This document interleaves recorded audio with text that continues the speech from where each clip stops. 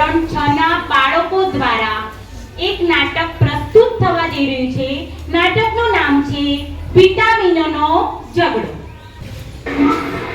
ખબરદાર હોશિયાર, હું અહીંનો રાજા છું. મારું નામ વિટામિન એ. મારા વગર તો કોઈને દુનિયા જ ન દેખાય. અંધારામાં તો હું જ કામ આવું. હું જ સૌથી બેસ્ટ છું. ગાજર પપૈયું દૂધમાં બેસ્ટ હું રહું છું. હું જ્યાં હોઉં ને ત્યાં તાકાત જ તાકાત હોય. ચાલ હટ રાજા, હું છું સુપરમેન. મારું નામ વિટામિન ડી છે.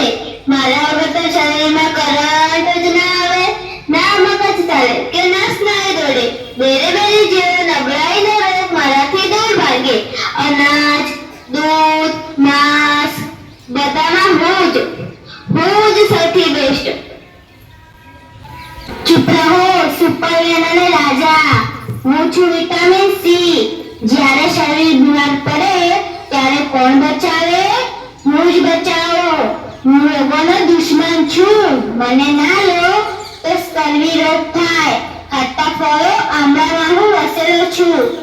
હું જ અસલી હીરો છું, માટે હું જ બેસ્ટ છું. ઓય બધા હીરોગીરી રહેવા દો. હું છું વિટામિન ડી. જો હાડકા જ પોચા હશે તો શરીર ઊભું જ નહીં રહે.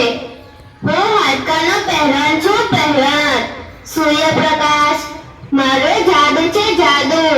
દૂધ, માછલીમાં પણ હું જ છું, માટે હું જ સૌથી બેસ્ટ. ઓ ડાર્લિંગ, આટલા ઝઘડા શા માટે?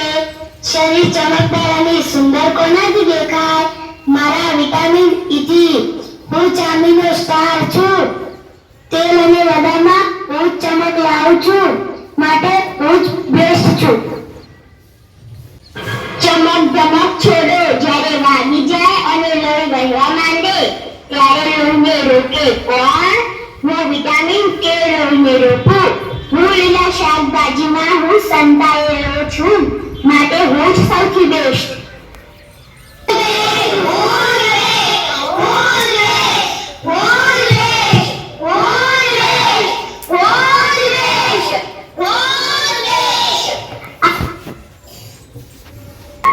શું ચાલે છે? કોણ સાચું બોલે છે? મારે કોને ખાવું જોઈએ? મને કંઈ સમજાતું જ નથી. અરે વાહ, અહીં તો વિટામિન ની પાર્ટી ચાલે છે. પણ જો બધા વિટામિન એક વાત ધ્યાનથી સાંભળી લો.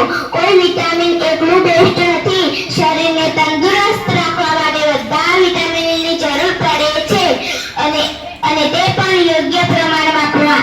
વિટામિન એ આંખો અને ત્વચા માટે. વિટામિન બી શક્તિ આપે છે. વિટામિન સી રોગોથી બચાવે છે. વિટામિન ડી હાડકાને મજબૂત બનાવે છે. વિટામિન કે ના હોય તો વાગે ત્યારે લોહી બંધ જ ના થાય. વિટામિન ઈ ચહેરાને ચમક આપે છે. એટલે જો બાળકને રમવું, ભણવું અને કૂદવું હોય તો શાકભાજી, કઠોળ, દૂધ ખોરાકમાં લેવા જોઈએ. માટે બધા વિટામિન બેસ્ટ છે. એ જ ખાવા પડશે.